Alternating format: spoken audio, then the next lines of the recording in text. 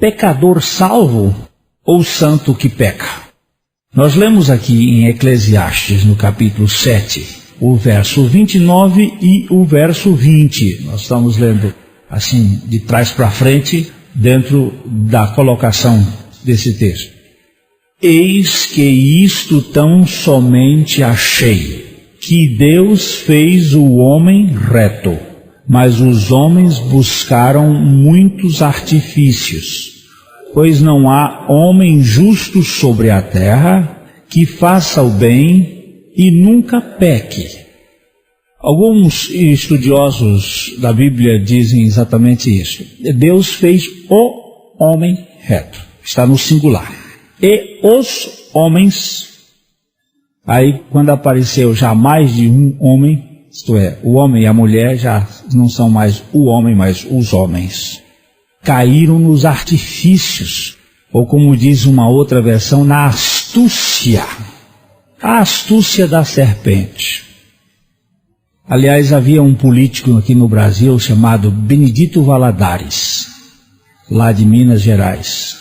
Ele nunca falava com mais de uma pessoa junta quando vinham conversar com ele, fazer um pedido como governador ou alguma coisa. Ele não falava com duas pessoas juntas. Ele dizia, meu filho, saia, 2 pessoas é comício. Aí mandava sair, ficar só um. Porque ele diz, com um eu me entendo, e se eu disser alguma coisa é palavra dele contra a minha. Com 2, muito esperto, ele era extremamente político. Há 3 tipos de homens na terra, segundo a Bíblia. O homem natural, nascido no pecado, que vive no pecado, sendo incapaz de praticar outra coisa senão o pecado. O homem espiritual, nascido no pecado, mas renascido pela graça de Deus para viver em santidade, contudo ainda sujeito aos incidentes ou ao incidente do pecado. O homem carnal, nascido no pecado, porém empanado de religião legalista e que vive numa dualidade insuportável entre o pecado e a moralidade ou moralismo. 1 Coríntios 2,14. Ora, o homem natural não compreende as coisas do Espírito de Deus, porque lhe parecem loucura, e não pode entendê-las, porque elas se discernem espiritualmente. Ele está falando aqui do homem natural, que nasce no pecado, que vive no pecado, que vive para o pecado. Este homem natural não compreende as coisas do Espírito de Deus. Depois no verso 15 ele está falando do homem espiritual. Mas o que é espiritual discerne bem tudo, e ele de ninguém é discernido. O verso 16 diz, porque quem conheceu a mente do Senhor para que a possa instruí-lo? Nós, porém, temos a mente de Cristo. O homem espiritual é o homem que nasce no pecado, mas é renascido pela obra divina. Então aqui, homem natural, homem espiritual. Mas também tem um homem aí, no capítulo 3, e eu, irmãos, não vos pude falar como a espirituais, mas como a carnais, como a meninos em Cristo. Aqui ele fala em homem carnal. Se você voltar um pouquinho a Bíblia para 1 Coríntios 1, os versos 22, diz assim, porque os judeus pedem sinal, e os gregos buscam sabedoria. Aqui nós temos 2 tipos de pessoas, judeus e gregos. Dentro do conceito bíblico e da terminologia bíblica, judeu é uma raça especial que tomou conta de um patrimônio espiritual pela carne, achando que eles eram filhos de Deus na carne. E, na verdade, estes aqui representam o tipo do carnal, que nós chamamos de empanados em religião. Você sabe o que é uma coisa empanada, né? Está envolta, está coberta. O judeu pede sinal.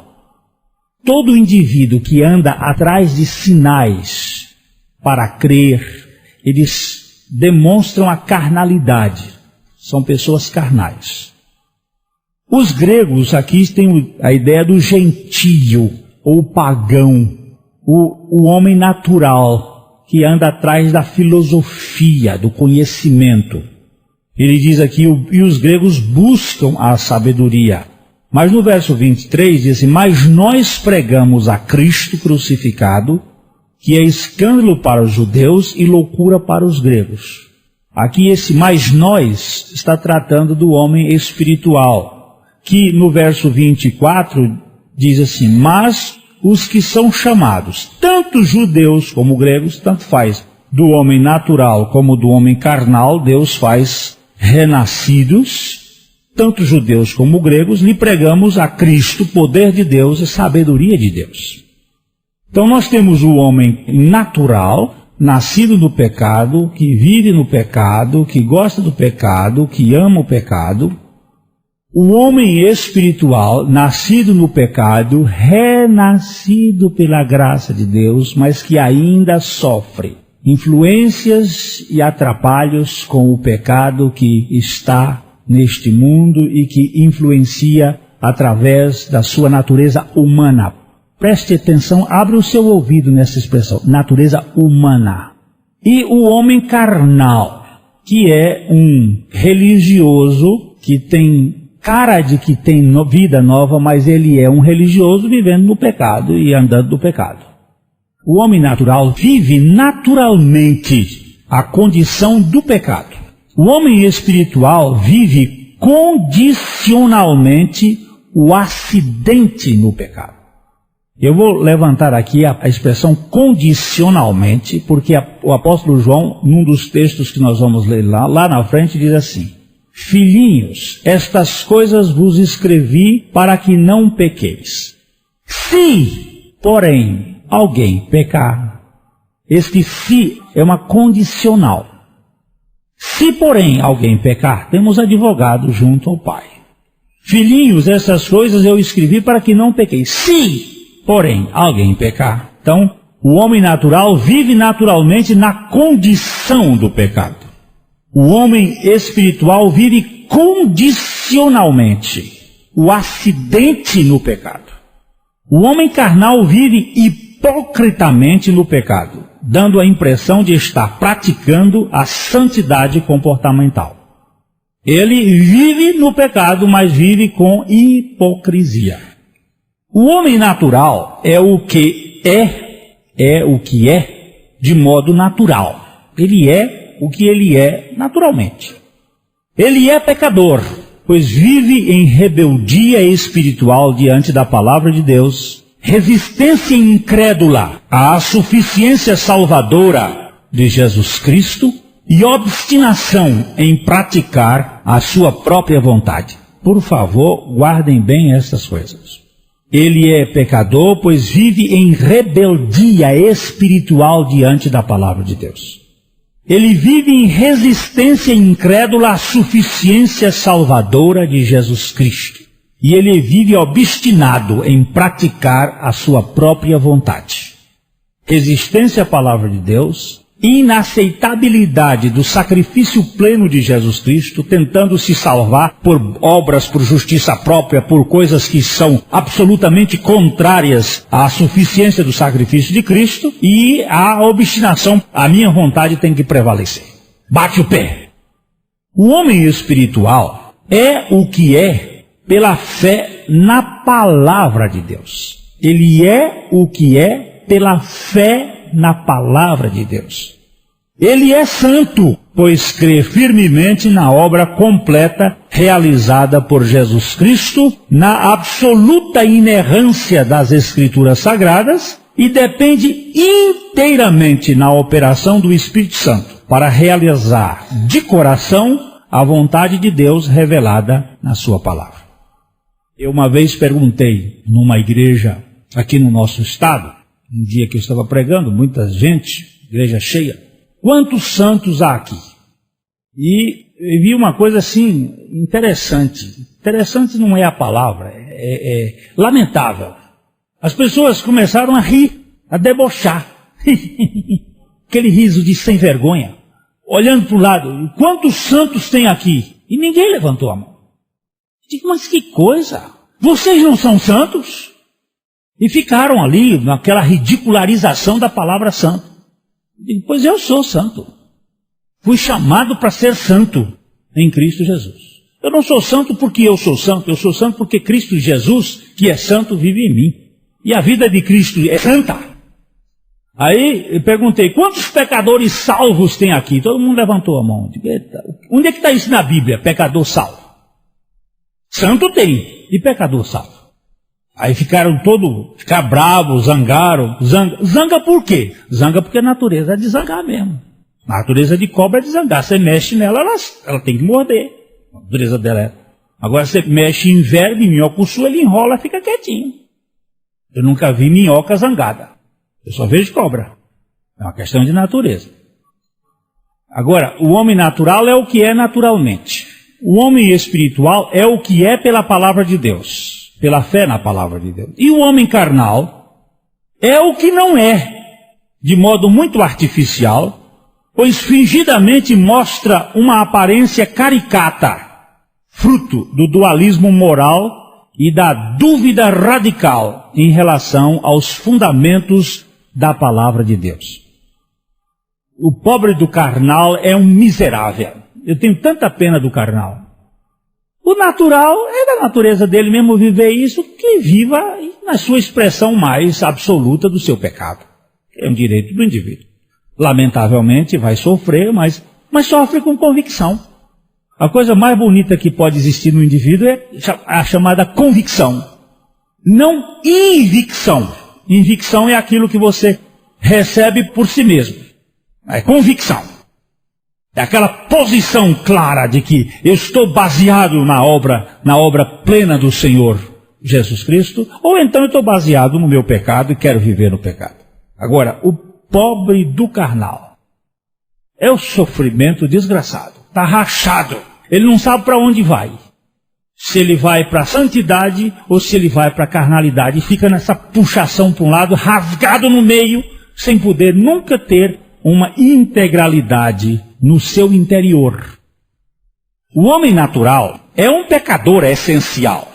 O homem espiritual é um santo confissional. Confissão. Está baseado na fé. O homem carnal é um hipócrita descomunal. O homem natural tem natureza humana e natureza de filho da ira ou natureza pecadora. Por favor, vai por parte. O homem natural tem natureza humana e tem natureza de pecador. Natureza humana e natureza de pecador são duas coisas diferentes. Você vai ver lá na frente, mas quando Deus criou Adão como homem e não como pecador. Deus criou Adão homem. Então a natureza humana precede a natureza de pecador.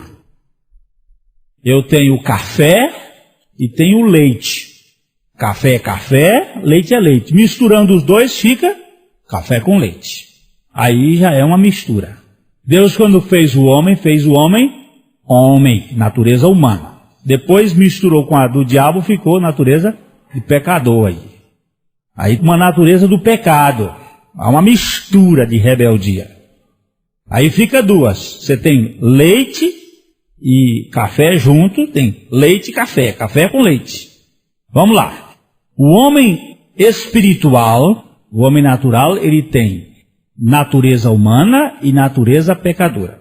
O homem espiritual tem natureza humana e é coparticipante da natureza divina. Ele tem natureza humana e é coparticipante da natureza divina.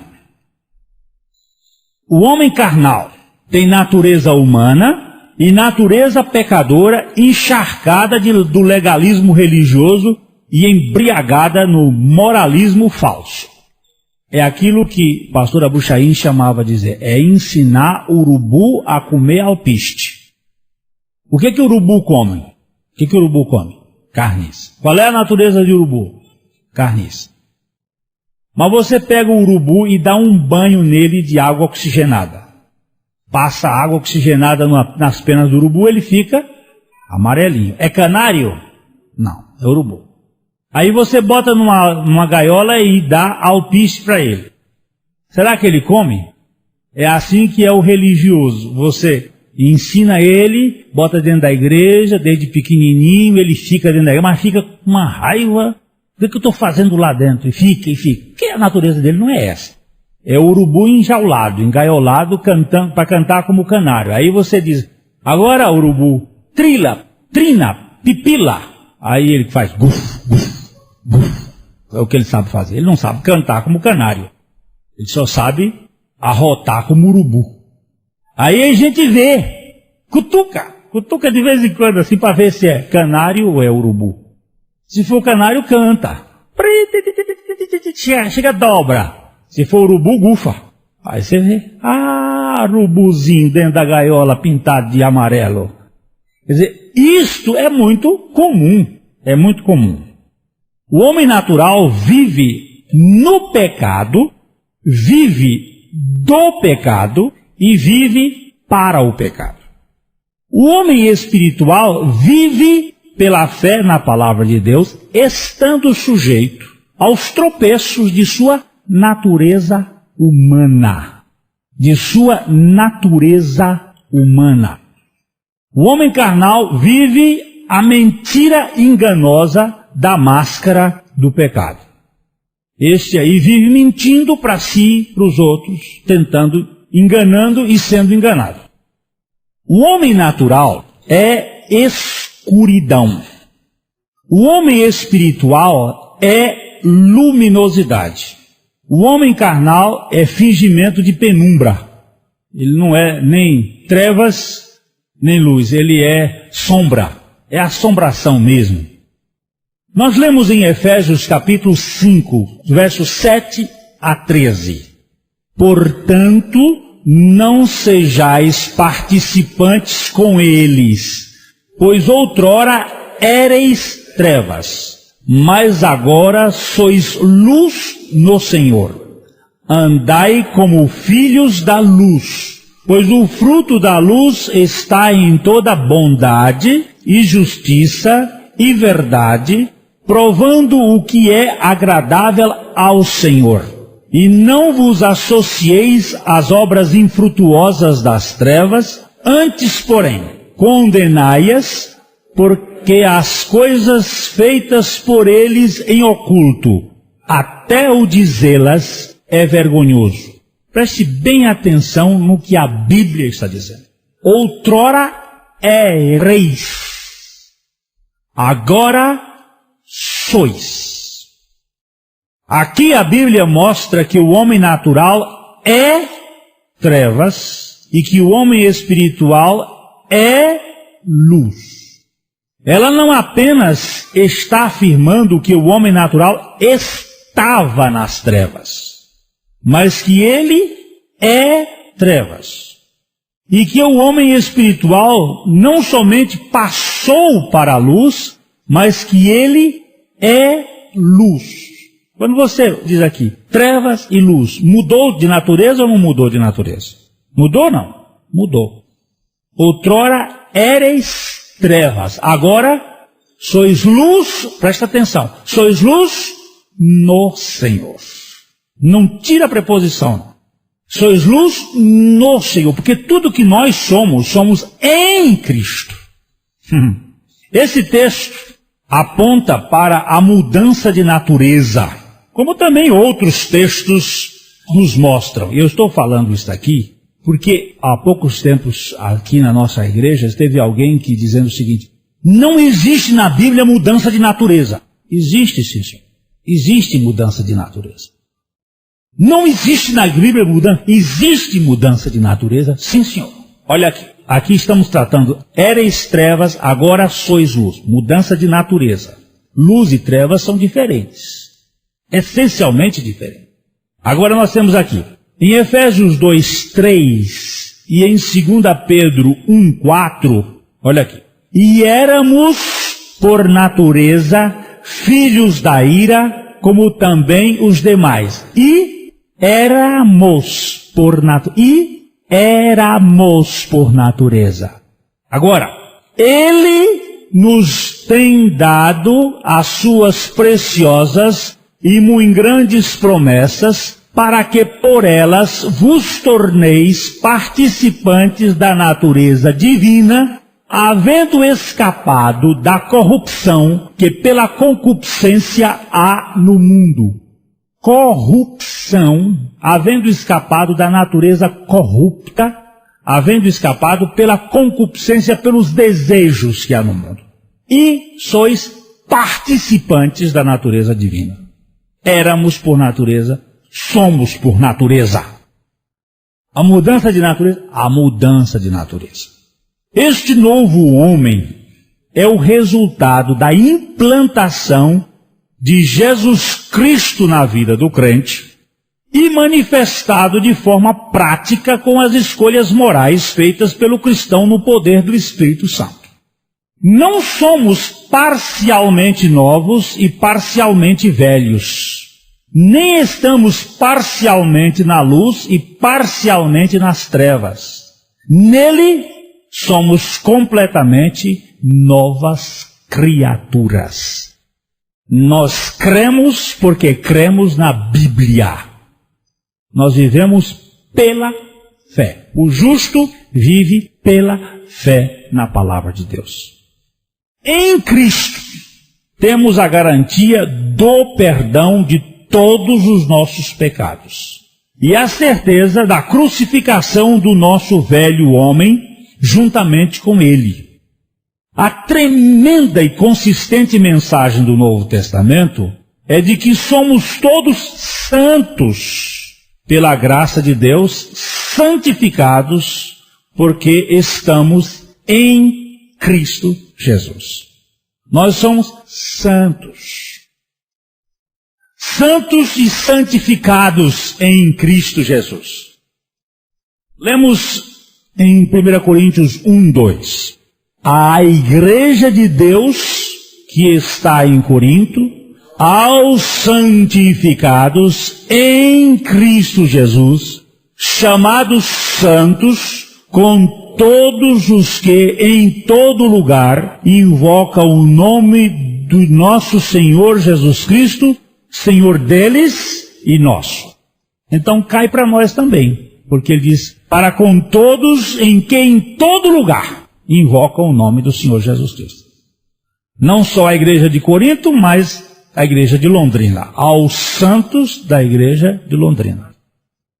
Ser santo é a representação da incrível obra da redenção de Cristo na vida do crente. Isto quer dizer que não pecamos mais. Aqui encontra-se um dos pontos mais difíceis da compreensão cristã da obra redentora de Cristo Jesus. Somos pecadores salvos ou somos salvos e santos, mas sujeitos ainda aos embaraços do pecado em virtude de nossa natureza o quê? Humana. Por favor, não natureza pecadora o homem velho. Natureza humana. Esta é uma questão que exige o raciocínio bíblico. Primeiro, precisamos verificar se Lúcifer, antes do seu primeiro pecado, já tinha sido criado como um ser rebelde. Foi Deus quem criou Satanás? Esta é uma questão simples, mas fundamental. Deus criou Lúcifer, o querubim da guarda, sinete da perfeição. Contudo, não criou Satanás. Mas Lúcifer não é Satanás. Lúcifer se tornou Satanás quando desejou ser como Deus e se rebelou contra Deus. Ao ir usar Ur, fundador da LBV, chamava Satanás de irmão. Meu irmão Satanás. Irmão dele pode até ser, aliás, não irmão, pai, que eu também já fui filho dele. Mas graças a Deus em Jesus Cristo, Deus me fez seu filho.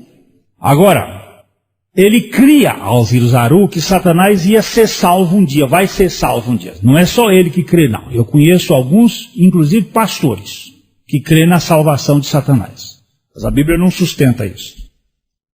A Bíblia diz que o inferno foi preparado para o diabo e os seus anjos.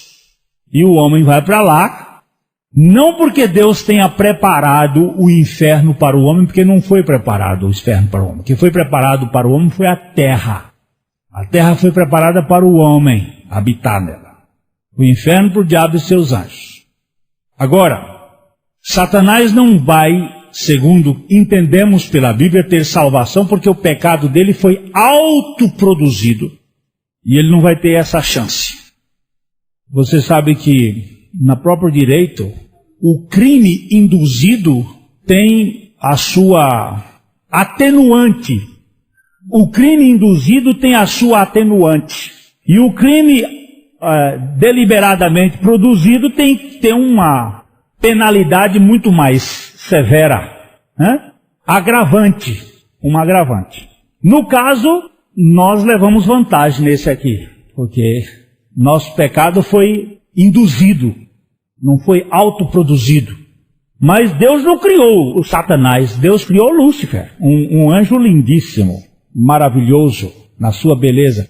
A descrição do livro de Ezequiel, eu já li aquela descrição babando, de tanta beleza que eu vi ali.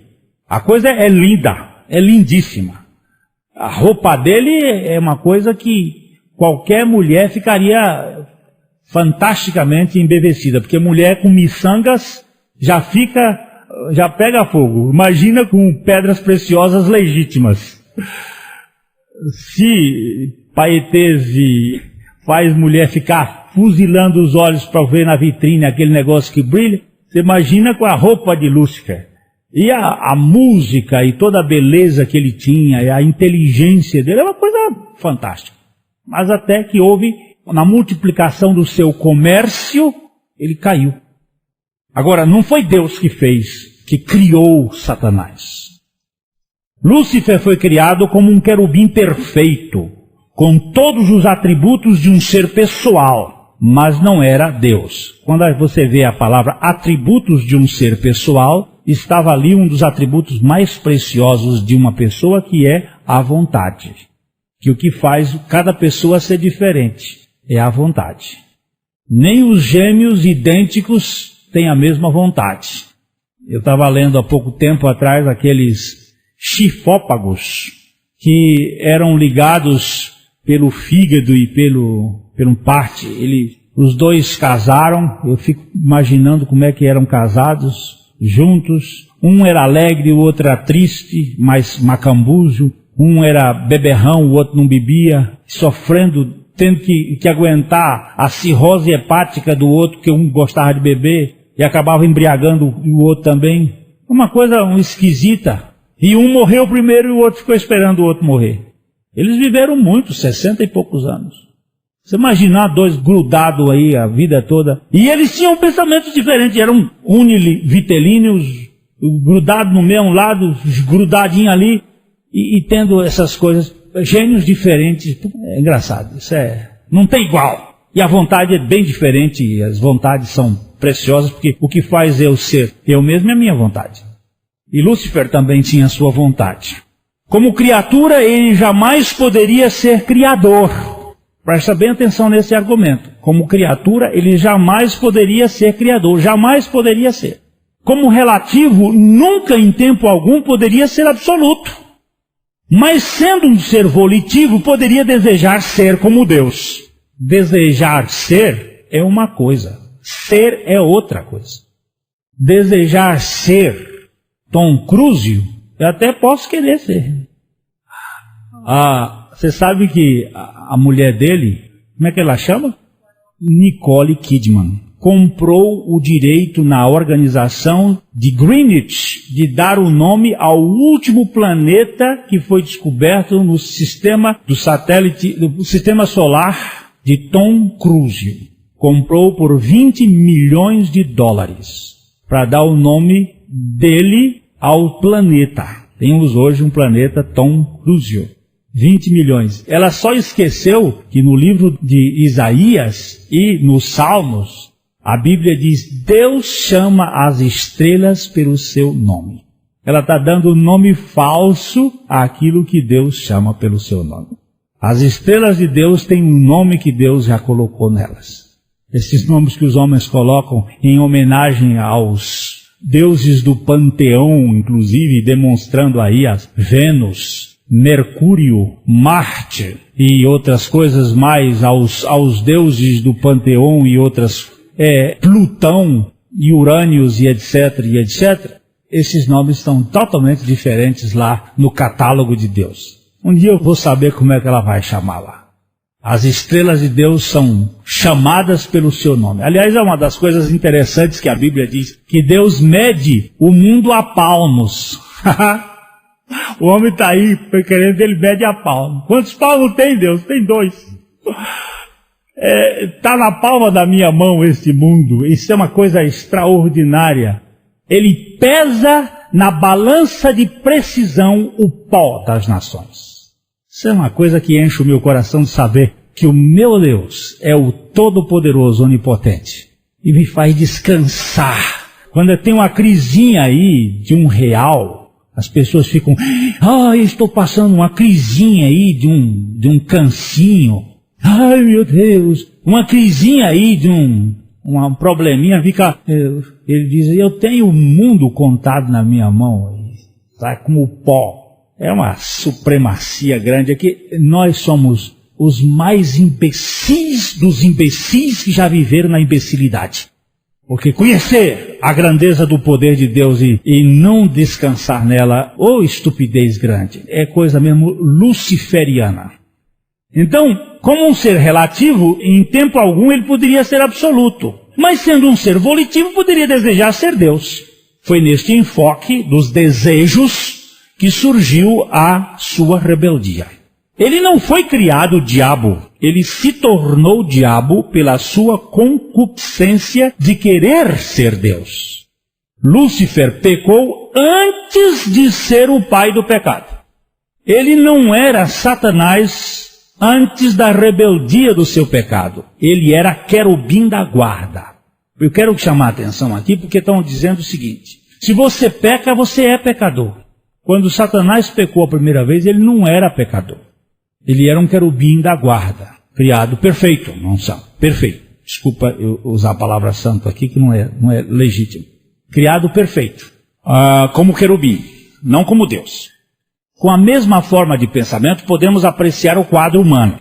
Deus não criou Adão como um pecador. A Bíblia mostra que Deus criou o homem reto. Mas os desejos humanos de ser como Deus fizeram do ser humano um pecador por natureza. Adão e Eva se tornaram pecadores quando pecaram, mas não pecaram porque eram pecadores inicialmente. Antes do primeiro pecado, Adão e Eva não eram pecadores. Eles eram retos. Eles foram criados homens, mas pecaram. A natureza do pecado surgiu em Adão depois do seu pecado. Ele não era um pecador que pecou, mas um homem reto que caiu no pecado. Depois do seu pecado, ele passou a ter uma natureza de pecado, que também é transmitida a toda a raça humana. O pecado de Adão não somente gerou uma natureza de pecado no gênero humano, como também poluiu toda a natureza física do mundo com o vírus do pecado. O mundo todo sofre, e a terra, vamos aqui traduzir mais. A terra sofre com as dores de parto por causa do pecado do homem. Vamos só pensar um pouquinho. Como era o jardim? O jardim de Deus tinha espinho? Presta atenção. Tinha espinho? Não tinha espinho. Por que não tinha espinho? Por que não tinha espinho? Porque não tinha o pecado. Então nós vamos lá. Tinha veneno? Tinha árvores venenosas? Tinha árvores venenosas? Não tinha. Por que não tinha? Não tinha morte. Não podia ter morte. Sem pecado não há morte. O jardim de Deus, o jardim do Éden, o jardim inicial, a terra antes do pecado, era paradisíaca. Não tinha muriçoca. Minha implicância, essa é pessoal. Que a muriçoca é o inseto mais safado que existe. Chupa o sangue, tem uma cantiga desagradável e é de uma sensibilidade que quando você pensa que ela está aqui, ela dá uma mordidinha aqui, quando você dá uma olhada ela já voou, porque aqui eu nunca vi bicho mais satânico do que muriçoca. Não havia morte, não havia mal, era um paraíso, veio o pecado, cardos, espinhos, abrolhos, maldição sobre a terra, suor para ganhar fruto, sofrimento, problema, seca, pecado. A natureza toda sofre a consequência do pecado do homem. Vai haver um dia que esse mundo vai ser totalmente reformado, haverá um novo céu e uma nova terra onde habitam a justiça. Aí não vai ter mais problema de fungos, de muriçoca, não vai. Não é aquele que mata a soja, Sérgio? Aquele bichinho lá que dá os cancros lá da soja que... Eu não sei como é que... Eu sei que tem aquele outro da bruxa, que é vassoura de bruxa, dá no café, né? Não, dá no café também. O albergue dele é o cupuaçu. E do cupuaçu ele dá no cacau, dá no café, dá... Não vai ter vassoura de bruxa, não vai ter bruxa de vassoura. Não vai ter nada disso, vai ter um reino glorioso, onde a criança vai brincar com o basilisco, vai meter a mão na boca da cobra e o boi e o leão passarão juntos e o cordeiro vai brincar com o lobo. Vai ser um tempo... Eu vou estar lá. Não sei você, mas se você estiver esperando em Cristo, vai também estar. É reino de glória, porque Deus não fez o mundo para destruição. Mas o que nós queremos chamar a atenção aqui? O pecado de Adão não somente gerou uma natureza de pecado no gênero humano, como também poluiu toda a natureza física do mundo com o vírus do pecado. Todos nós nascemos neste mundo portadores dessa natureza pecadora em nosso interior e contaminados em nossos corpos físicos da influência do pecado que reina em toda a criação.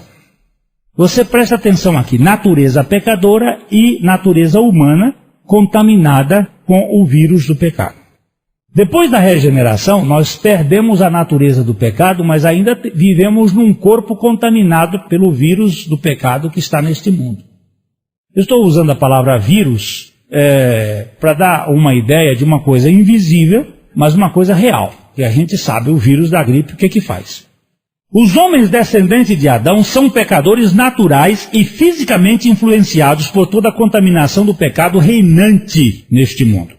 Assim, nascemos pecadores essenciais e determinados pelas consequências do pecado que gerencia toda a criação. Nós nascemos pecadores e nascemos influenciados pelo pecado que está no mundo e está atuando no nosso corpo. Mas, porém, todavia, contudo, entretanto, quando somos salvos pela graça de Deus em Cristo Jesus, somos justificados e feitos filhos de Deus pela fé em seu nome e, consequentemente, nós vemos em Colossenses 1, 21 a 23, vós também, que noutro tempo éreis estranhos e inimigos do entendimento pelas vossas obras malignas, agora, contudo, vos reconciliou no corpo da sua carne, pela morte, para perante ele vos apresentar santos, irrepreensíveis e inculpáveis, se na verdade permanecerdes fundados e firmes na fé, e não vos moverdes da esperança do evangelho que tendes ouvido. Por favor, gente minha, vós que noutro tempo éreis, vós que noutro tempo éreis estranhos e inimigos no entendimento, agora é um advérbio de tempo, agora, em Cristo, no corpo da sua morte, da morte de Cristo, ele nos reconciliou, mas não foi no corpo dele, não no meu corpo, No corpo da sua morte, ele nos reconciliou que é a nossa natureza pecadora, rebelde, mas ainda esta natureza nova que Deus me deu habita num corpo velho. E este corpo velho sofre uma consequência das inclinações, das tensões, das perseguições, das tentações que o pecado traz neste mundo. Somos, pela graça de Deus, feitos santos, que ainda em função de nossa humanidade neste mundo, sofremos as consequências do pecado e estamos sujeitos aos deslizes acidentais do pecado. Nós lemos em 1 João capítulo 2, verso 1. Meus filhinhos, estas coisas vos escrevo para que não pequeis. E se alguém pecar, temos um advogado para com o Pai, Jesus Cristo, o justo. Você presta bem atenção, o normal e o acidental. O normal. Temos-vos escrito essas coisas para que não pequeis. O acidental. Se alguém pecar. Primeiro, há aqui o condicional se. E depois este relativo aqui. Se alguém. Não é se todos. Se alguém pecar. Temos um advogado. Não pecar é o normal na vida dos santos. Pecar é um desastre. Quem vai daqui para Curitiba de carro, qual é o normal? É ir dirigindo normalmente ou tendo desastre? Ainda que seja a Serra do Cadeado. O normal é a gente ir normalmente, chegar lá. Agora, pode ter acidente no meio do percurso? Pode. O normal. O normal numa pessoa é a saúde ou a doença? Saúde. Mas nós podemos ficar doentes? Podemos. O normal é a saúde. Tem gente que para ela o normal é a doença, porque ela precisa da doença para justificar a sua falência. Tem gente que não quer ficar curado. E se ficar curado vai ter que se dizer assim, para que eu vim nesse mundo? Vai ter que justificar o porquê veio. É por isso que Jesus perguntou àquele homem que há 38 anos estava paralítico, quer ficar curado? É uma pergunta muito... Você pergunta para o sujeito que está na beira de um poço, esperando que as águas do poço agite. Ele fica esperando, há 38 anos esperando. Jesus chega e pergunta para ele, quer ser curado? Eu perguntei para Jesus uma vez, o senhor não fez uma pergunta indiscreta, não? Isso não é uma pergunta que se faça para uma criatura que está há 38 anos esperando. Mas ele me mostrou assim, indiscreta é a sua posição. E tem tanta gente que a vida toda está aí doente e não quer ser curado. Porque se ele ficar curado, ele vai ter que justificar. Vai ter que trabalhar, vai ter que produzir. Aí na doença ele justifica. Se eu fosse sadio, eu podia fazer isso. Se eu não tivesse esse problema na coluna, eu até podia ir visitar os doentes. Se eu não tivesse aquele problema na perna que é manca, eu até podia. Se eu não tivesse esse problema dessa minha enxaqueca, eu até podia fazer. Mas como eu tenho esse problema, e aí fica se desculpando a vida toda com a sua doença. Quer dizer, não pecar é o natural. Normal na vida de uma pessoa regenerada. Pecar é um acidente de percurso. Pecar é um desastre. Contudo, afirmar eu não peco é evidência de soberba pecaminosa. Quem diz eu não peco está dizendo exatamente o que o diabo queria que você dissesse. É a soberba.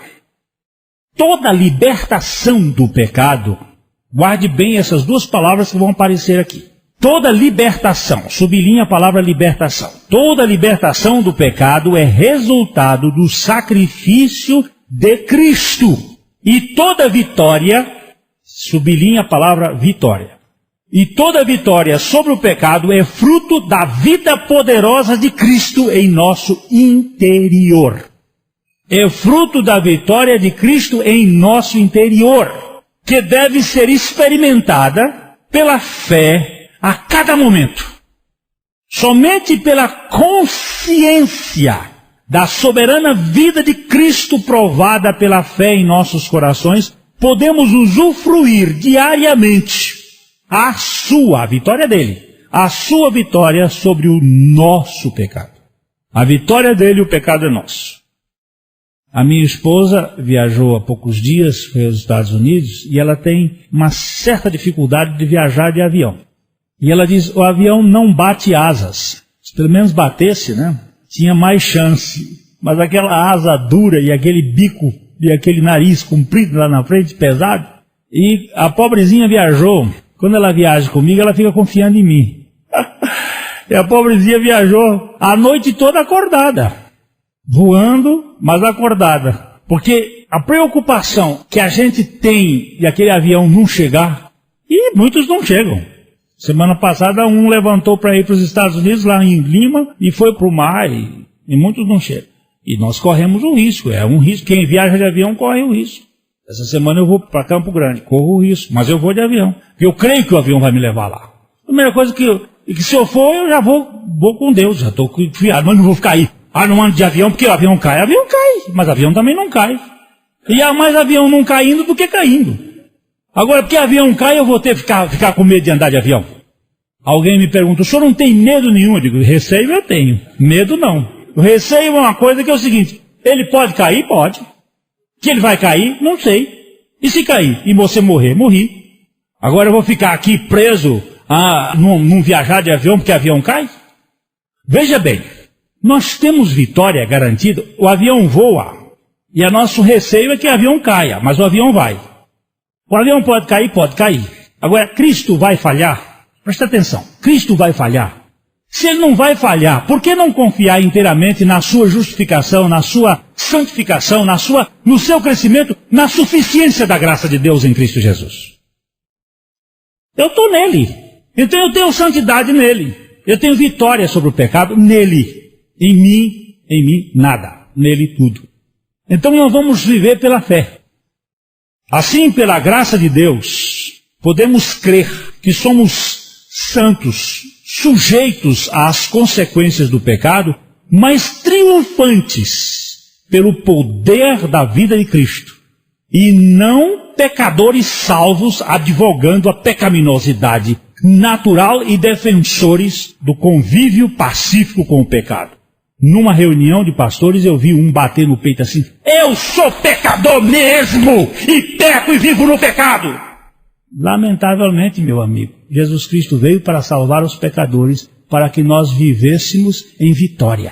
Agora, se você quer viver como porco no chiqueiro, viva. Defensor do pecado, advogado do diabo.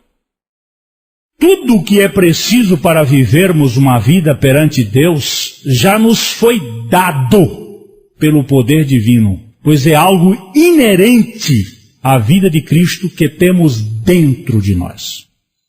A verdade é a seguinte, cada um de nós não é Deus, mas pela graça em Cristo Jesus, cada um se torna filho de Deus.